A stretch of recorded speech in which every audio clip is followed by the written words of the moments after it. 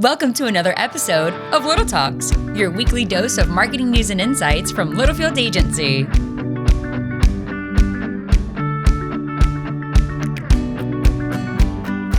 Welcome back to another edition of Little Talks with Littlefield Agency. Sam Littlefield. Steve Roop. Steve Roop. And what room are we in right now, Roop? We've been giving construction updates for the better part of 2 or 3 months, it feels like. And I'm going to tell you right now, I was wrong about the final date. Thank God. But we are not finally done.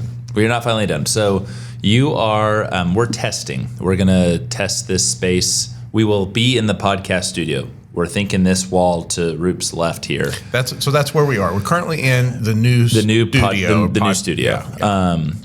We are working through views. You're going to see a nice downtown skyline of Tulsa behind us, which is very flattering. A much better image to look at than the two of us. But then, I don't know. We're in the foreground. They can still see us. Oh, yeah, that's right. Shoot. Then this wall over here, we're thinking, do we wrap it? Do we do a green screen? So you're going to see some different views as we test things out. We'd love any feedback if you have thoughts. But you're going to see a work in progress over the next probably 3 to 4 weeks. Yeah. AKA 3 to 4 episodes, but it is, I will tell you, so they finished on Friday. They're doing punch list items this week. We're done, and it's a fun feeling. It's a cool... I'm still uneasy about it. Like it's done, but it's not done. And there's a lot of access. So, for example, the speakeasy. We're going to show you guys some updates on social here soon. Yep. The speakeasy, the furniture's there, but the accent pieces are. So the side tables, the wallpaper, the pictures are not up yet. So It feels very white, stark white, because everything's painted white. Like this, so the studio we're in right now is huge. It's Brandon's new playroom, and it's awesome in terms of space. Like there's a lot of space here. I'm looking around equipment everywhere, but it also still feels like I'm in his big closet. Like, you know, there's just kind of junk everywhere. We don't have our permanent table yet. We don't have a backdrop yet. I don't know. I don't want to complain, but like it's not done. We are working, you are correct. We are working with Ben from Woody River on our new podcast table. Reminder, he's the one that did the amazing gathering table where we've recorded at many times. Yeah. Many times. Ben does great work. We're excited. We're like, hey man, our budget's not huge. He's like, I don't care. I want to work with you. And that's why we love Ben. So Ben, we're pumped for the custom table. And yeah, man, it's good. Roop has big news.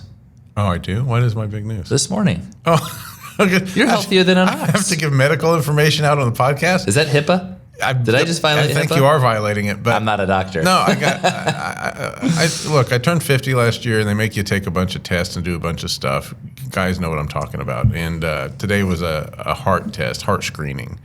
And yeah, I got a perfect score. A perfect score? Perfect score. From 0 to 400, Roop is at a zero in a good way. Yeah. That's where you want to be. No calcium in these arteries. Yeah. And you just got a text update, which is wild. Was it a text or an email? It's like, hey, you don't have calcium in your arteries. My chart. All my doctors are looking at the results and sending me notes right now. This is great. Yeah. What a technological world that we live in. Yeah, a few more years for me. So we got a lot of great things going on. We have some exciting news next week. Brock Campbell, he's our Director of Strategy and Client Engagement here at the agency, is going to be with us on a special B2B topic, so stay tuned there. Brock has 20 plus years of agency experience. He hates when I say that because it makes him sound old, but he's really experienced. So we're going to have Brock on the podcast then. And then the week after, do we have anybody on the week after? No, week after, we're going to talk all about the big game. Super Bowl. That's right. You mean SOUPOR bowl, right? Soup or bowl. Tara and I like that. I don't think we're supposed to say the other thing. Tara and I already saw, which I was cackling. Phenomenally done. Won't name the brand. I'll talk about it in 2 weeks, but we're already seeing some Super Bowl ads roll out. Yeah, they're starting to hit already. Which I got mixed feelings about that, but there are some fun ones. And by the way, do you know why Brock is next week and not this week? Today is January 31st, and in order to qualify that we have a special guest once a month, we bumped him to next week. I thought it was because he was at Ditch Witch's sales conference, but that too. But Brock's not even here in the office. Also, he'll qualify for our guest. That's wonderful. We have one topic today that Roop is going to take you through. So, Brandon, topic number uno. Perfect. Yeah, and you probably saw this, I hope you saw this, on LinkedIn or on our new website, littlefieldagency.com. Oh, look who's walking by. You want to come on in, Chelsea? Look here, Chelsea Clement. We're live. She says no. She's in a great mood today. I don't know why, though. like she's really been sending me some slacks that make me wonder, some Slack messages that make me wonder. So, we'll come back to that. Yeah. Topic number one. Topic number one. So hopefully on the new website, on LinkedIn, wherever you enjoy our content, you saw this already. But the article headline, today's topic is everything you've heard about email marketing is probably wrong. And right off the top, I want to give a shout out to Jay Schwedelson for his immense influence on this particular topic, for me at least. Jay is, if you're only hearing us today, Jay is a guy that spoke at Inbound in Boston, HubSpot's annual conference last year. That I went to 2 or 3 sessions that he did, and he's just a really bright guy, a very engaging speaker. Great hair. Lucky guy. Great hair, better hair than I have. That's saying something. You got nice hair. Yeah, and I'm going to say it because I'm envious of his hair. But yeah, he's got a new podcast. He's a great guy, and he owns a company that does a lot of email stuff, does email marketing, and so like he's learned over time what works and what doesn't. He shares that stuff with us. He's worth a follow on LinkedIn 100%. If you do not follow him. He posts a couple of times a day, if not at least daily. Yeah, and his podcast, he's like lapping us. He's doing 2 or 3 a week now. Oh, is he really? Oh, yeah. Shoot. Okay. Yeah. Jay, I'll give and they're you a all listen. great. They're all great. But we'll, for those, if you don't know how to spell Schwedelson, we're not going to spell it out because I'll botch it. But check our LinkedIn. We'll for sure tag Jay. We'll link him up on the article here. So anyhow, today's topic, a lot of these came from Jay. Some of it's stuff we knew, but today's topic is everything you've heard about email marketing is probably wrong. And we're just kind of, again, on the podcast, we kind of hit these topics at a real high level. If you want to go into depth, go read the full article on the website. This was a big one, and he actually Jay himself did a huge onstage session about Inbound about this. If they don't open the email, nothing inside matters. And so good. The topic that he was speaking to was open rates versus click rates, which are more important. And he took the position of open, and there's another woman there that took the position of click through. I did not envy her having to take that position because it's fairly obvious if they don't open the email, it doesn't matter what happens. So you spend a lot of time trying to get people to open it. What are the ways that people pay? They're never going to see what's inside, but what they see before they click in to open, they see a subject line, they see a preview text, and they see your name, where it's from. Yep.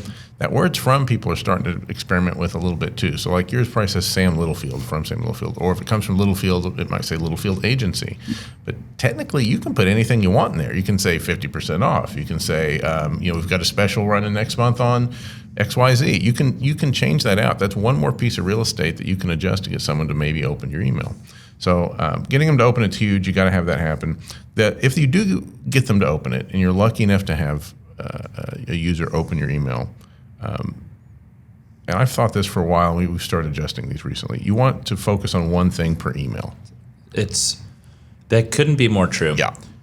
And I talk to a lot of prospects, and I get a lot of emails, and everybody wants to give you as much information as they can. And also, too, guys, where are you reading a lot of your email on? You know how long of a scroll that is? One thing.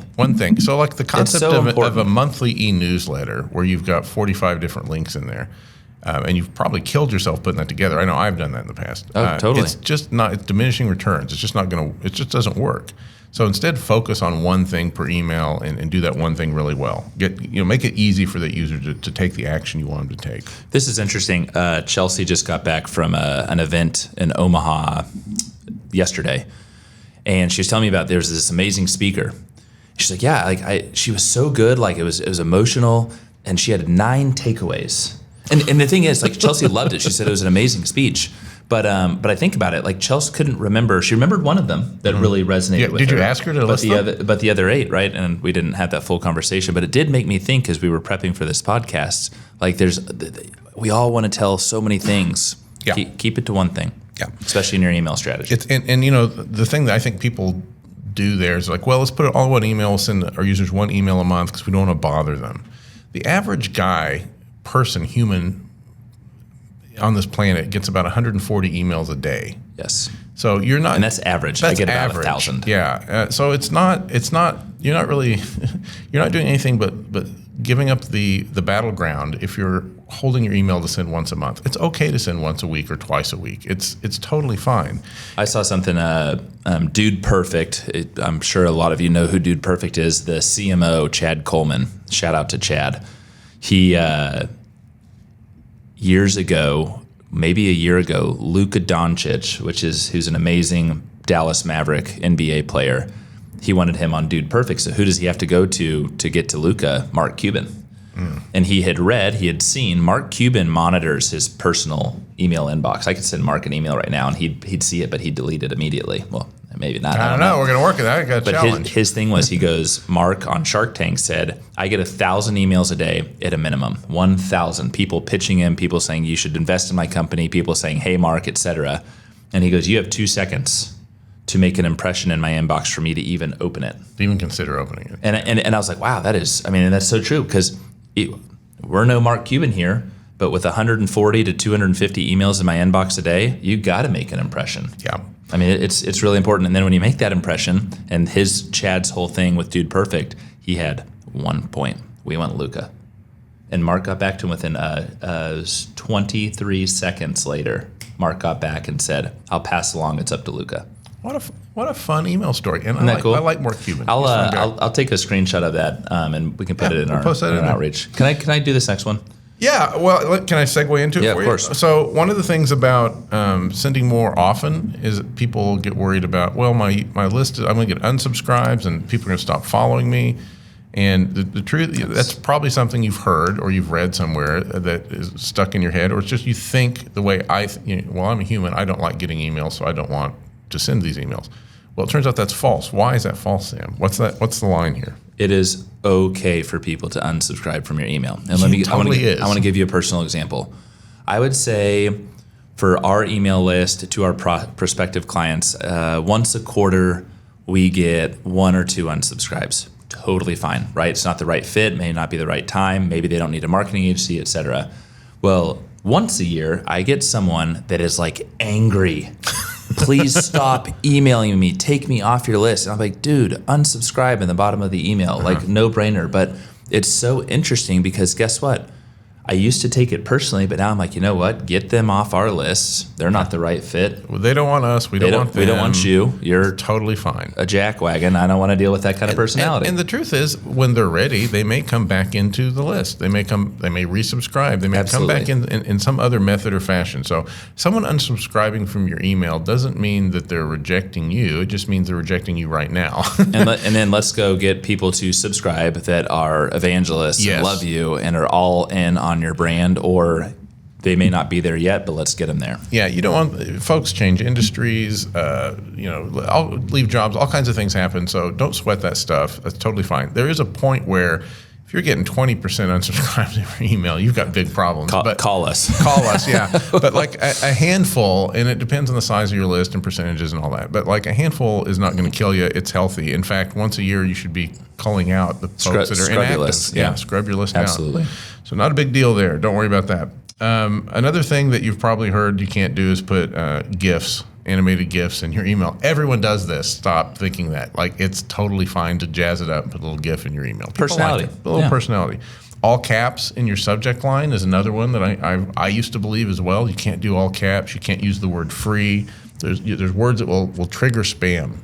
And the truth about that is these are all air quote rules or laws that are like 15 years old. They're just not relevant anymore. The thing that affects your spam is the sender and how their kind of reputation as a sender. It has nothing to do with what you're putting in a subject line. It just doesn't. So put all caps if you want. Throw emojis in there. Whatever you can do to get attention and to get someone to stop on when they're scrolling through their inbox and click into your email. Last week to our clients and prospects, some of you listening got this email. We sent from Littlefield Agency, exciting news from Littlefield Agency, and led with the trophy emoji with our news about Ad Age's best place to work. Our open rate and click-through rate was through the roof. Now, that's exciting news. We don't blast that stuff very often, but I had a lot of people, prospective clients, that actually emailed me back. Congratulations, that's exciting, et cetera. Like, that, was it the trophy that caught it? Was it the exciting news from Littlefield? I have no idea. I'm going to say trophy to your point. Mm-hmm. Trophy emoji. Well, and I think the mystery of what could the exciting news be. Of course. But just, again, but there's a little flavor. That's a fun personality that comes from our agency. Yeah. And then the last thing we're going to talk about today, again, there's more in the article, but the last thing we're going to talk about today is resending to non-openers. Some platforms like MailChimp have this as like an automatic one-button click feature that you can do. It's great. Others like HubSpot, you have to set up some kind of crazy automations to make it happen. But the concept here is you've sent your email today, 20 to 30, maybe 50% of your audience opens it up. Well, the group that didn't open it up, maybe they didn't see it, or maybe they had 500 other emails in their inbox that day and they scrolled past it for what? Or maybe they're traveling. They're on vacation. Yeah, totally. A lot of reasons. Wait a couple days. Send it again to the people that didn't open it. Give them one more chance to do that. And by the way, when you take that segment, let's say 70% didn't open. When you resend to that 70%, another at least 25% are going to open it. Wow, what happened? They didn't see it the day before, but they saw it today and they opened it. Why do you care? You want them to open the email. Yes.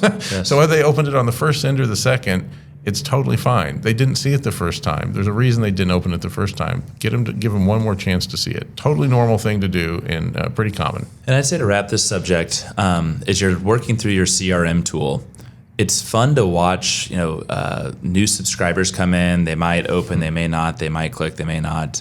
But eventually, once they've heard from you enough, which again, that's a nurturing technique, it's cool sometimes to watch, let's say Steve Roops a prospect. He comes in, he clicks, he goes to the landing page that our podcast has sent out, and then guess what? He's on 7 other pages. Intent. He's curious. You like that part, don't you? What else do we offer? So, I mean, there's something, we all don't want to be sold. You don't want to be sold every day, every second, and that's, I think it's tricky, especially for B2B brands. We got to move product, and what is your nurturing strategy? Because guess what? Your customers and your prospects, they want to hear from you. Yeah. It may not be right now, but they're going to get to you eventually, and that's part of your strategy. And the thing that really clicked with me on the sending more frequently and owning the inbox. The concept is called owning the inbox. You want to be present there. If you're not present, your competitors probably are. We think nothing, and have for a decade, thought nothing of posting 3, 4, 5, 6 social posts in a week. But we freak out if we have to send more than one email. It's true. It's true. That's just crazy. So stop with the old rules and the silliness and love it. Move forward in life. Our email guru. Our healthy email guru. And I want to one more time toss out Jay Swedelson and his outstanding podcast. It's called, his podcast, if you subscribe to it, please do. It's great. It's called Do This, Not That. It's great. He has spent half his podcast talking about B2B and email marketing and all the fun stuff we try to talk about. He spends the other half just talking about reality TV shows and just stuff going on in his life. My kind of guy. Yeah, it's fun. It's a good deal. So give it a listen. It's great. Our goal, we'd love to have Jay on the podcast. Where's Jay located? That's a good anyway, question. It'd be a virtual component, but Roop and I have been talking about that. He's an awesome personality. I love watching him. He's obviously very insightful and thoughtful. So that's a goal for 2024. Mm-hmm. Jay, we're coming for you, buddy. Jay, if you're listening, give us a call. And if you're not listening, you will be, because I'm going to tag you soon. I'm going to engage with you on LinkedIn. Okay, my friend Roop, who's very healthy, and myself, going to mosey on out my heart's healthy. Your heart healthy. Yeah, you're the healthy. rest of it, the jury's out. Okay. You're all good, man. That sounds good. Thank you for listening. We're excited for you to see this space. We're excited for you to see this space further come to life in the weeks to come. Have a wonderful week. We will catch you next week. Bye-bye. Adios. And that's a wrap. We hope you've enjoyed our little chat and found ways to grow your own marketing strategies. Remember to subscribe wherever you listen to podcasts and follow us on social media @Littlefield Agency.